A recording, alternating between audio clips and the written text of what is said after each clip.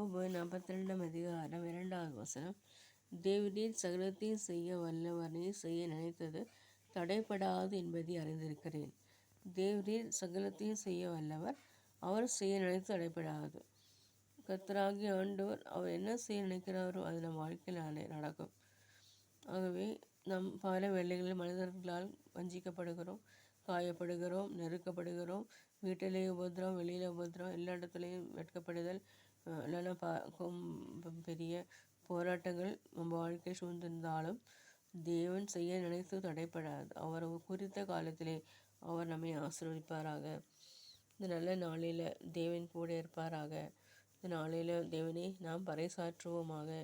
நானும் மிக கடினமான போராட்டங்களோடு இருக்கிறேன். அப்படி இருந்தாலும் வசனத்தை கூறுகிறேன். ஏனென்றால் தேவனுடைய ஊழியம் நிறைவேறுவதற்காக. ஊழியத்தை தொடங்கின ஆண்டவர் முடிக்கும் வரை உண்மையுள்ளவராக இருக்கிறார். ஆண்டவர் நம்ம நேசிக்கிற கர்த்தர். நம்ம என்ன செய்ய நினைக்கிறோமோ அது தடைப்படாது. பல வேளைகளில் நாம் தோண்டு போகிறோம், கவலை அடைந்து போகிறோம். ஆனால் தேவன் சொல்கிறாரு, மகளே உன்னை நான் ஆசீர்வதிப்பேன். ஆண்டவர் சொல்கிறாரு, எஸ்தரை போல வாழ வேண்டும். எஸ்தர் எப்படி வாழ்ந்தார்கள் என்று பைபிள் தெரியும். தெபோராளை போல வாழ வேண்டும், ரூத்தை போல வாழ வேண்டும்.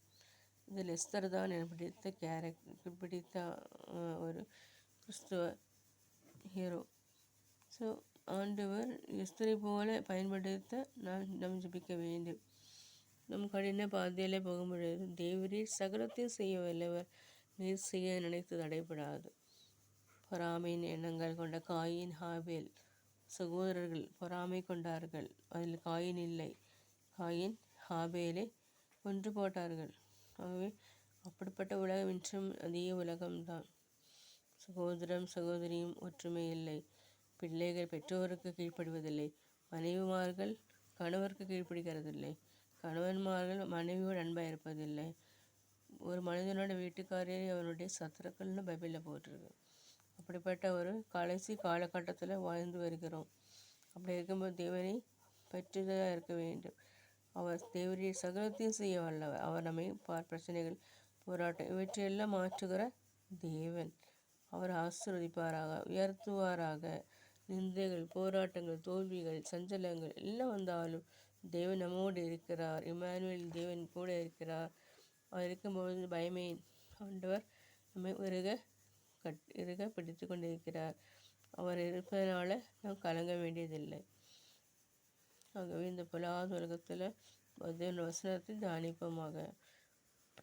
தேவ ஊழியமே செய்கிறவர்களும் அவர்களுக்காக ஜெபம் செய்வோமாக.